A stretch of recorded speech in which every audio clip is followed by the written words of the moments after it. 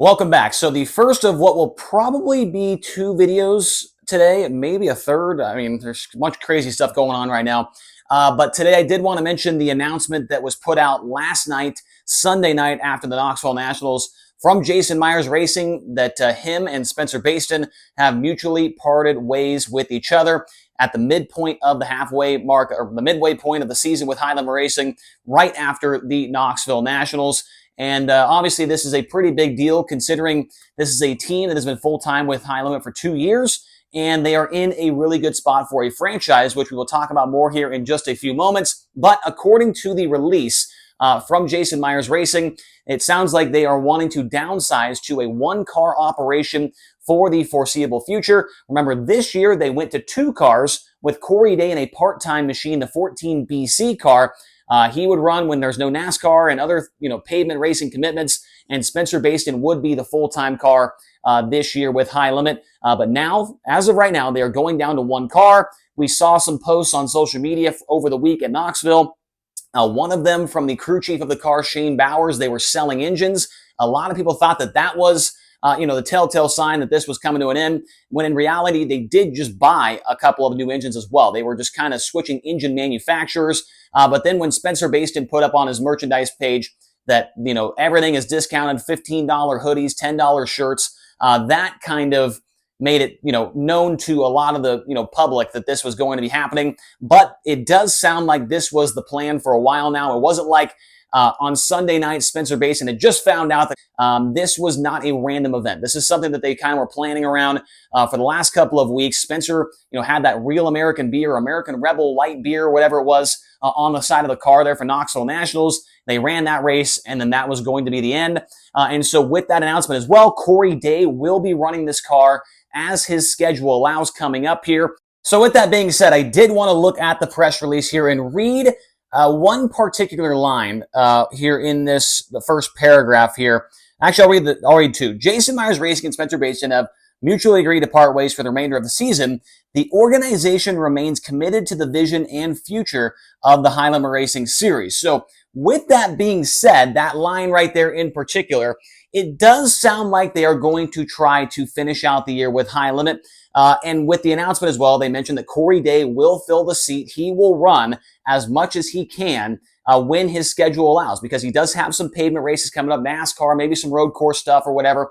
But with 25 races left on the season, there are 7 races that Corey Day cannot be at, that he has prior commitments to. And those 7 races are 3 nights at Skagit, 2 nights at Lakeside in Kansas, and 2 nights at Lernerville Speedway for the Commonwealth Clash. So if they want to stay in the hunt for the franchise position, which it does sound like they are committed, they just mentioned that in the press release, I just read it, then they are going to have to find somebody, we don't know who, it wasn't mentioned in the press release, somebody to fill in for 7 races when Corey Day cannot be on the racetrack due to NASCAR and pavement racing commitments. But what I have been told on the Spencer Bayston side of things, told last night actually, that he will not be on the sidelines for very long. He's already got a ride lined up for the West Coast. It sounds like we are going to be seeing him at Tulare, at Placerville, and at the Gold Cup Race of Champions. I'm not the one that, it's not my news to break. I'm not going to say who he's driving for or anything like that. But from what I have heard through the rumor mill and whatnot, Spencer Bayston will be in a car on Friday night at the Thunderbolt Raceway in Tulare. Like I said, I'm not going to be the one that tells everybody who it is. That is something for Spencer and whoever else to release at a later time. I did want to look at the stats for Spencer Bayston this year and compare them to his stats last year in the CJB Motorsports number 5 and his stats compared to where Corey Day was at last year. Now, is that a fair comparison? No. I mean, Corey Day he's a generational talent, right? I mean, Corey Day is hard to compare to a lot of guys that race sprint cars, right? I mean, the biggest comparison is to Kyle Larson, and so it is not a very fair comparison to put Corey Day to Spencer Bayston, but I did want to put this on the board because where this team was at last year as far as the stats and things go like that, very, very successful, and so it's been a little bit of a step back, obviously, from where they were at this point last year. So this is looking at the 52 races they've ran this year among High Limit, among Outlaws, other regional races in Pennsylvania and whatnot. 52 races this year for Spencer Bayston, 3 top 5 runs, 14 top 10s, 11th in the High Limit Racing point standings, and his best finish of the year was a second-place run with the Outlaws at Houston Speedway during the Houston High Bank Nationals week. It wasn't the finale, but it was one of the prelim nights, I believe. That was his best run of the year, and he does have a couple top fives with High Limit as well. Best run, I believe, fourth at Lakeside Speedway in Kansas. Now, how does that compare to what Spencer Bayston did last year when he was in the CJB Motorsports car?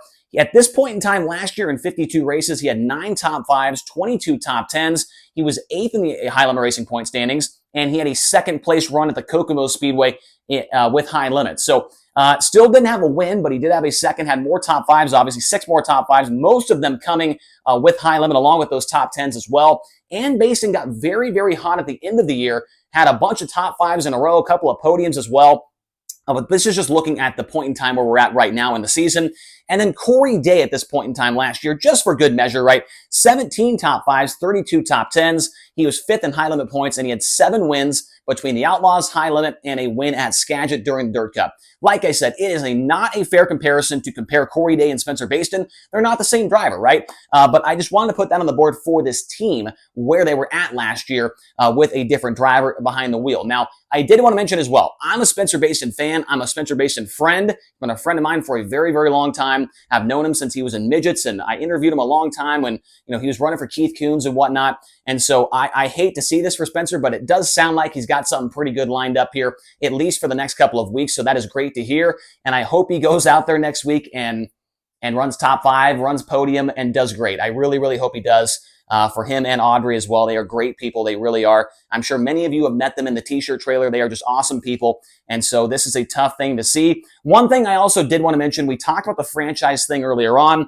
As of right now, they're 11th in the point standings, but they're only 46 behind 8th place in the High Limit standings. Also, Casey Kane is up there in front of him as well. We know Casey Kane is not racing for the rest of the year, so they are definitely going to pass him. So basically, they're 10th in points. But with how the math lines up right now, last year Corey Day was 6th in points.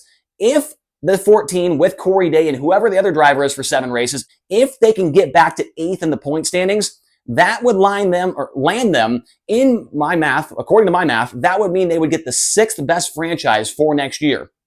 That is a lot of money to pass up, right? And so I think that Corey Day going to Gold Cup, especially if that ends up being a points race, we don't know yet because of the car count, but he's good at Tulare. He was 3rd at Placerville last year. I think he ran well at Douglas County as well. Corey Day is going to run well. He's going to get back into the top 10 in points, and if he gets to 8th, then they could land that 6th best franchise, and also they could maybe even land the 5th best franchise depending on what happens with the Rigid Sun Racing 87. We do know that Justin Sanders will drive that car for the next 2 races with High Limit. And so if he falls back a spot or 2 and Corey Day moves up, that could shake things up as well in the franchise and maybe land them in the top 5 as well. So there's a lot of moving parts. There's a lot of things going on. But anyways, I want to make a video about it here. Let me know your thoughts in the comment section below. Please hit like, hit subscribe, and we'll talk to you guys again here later today for another video on the Rodman Rundown.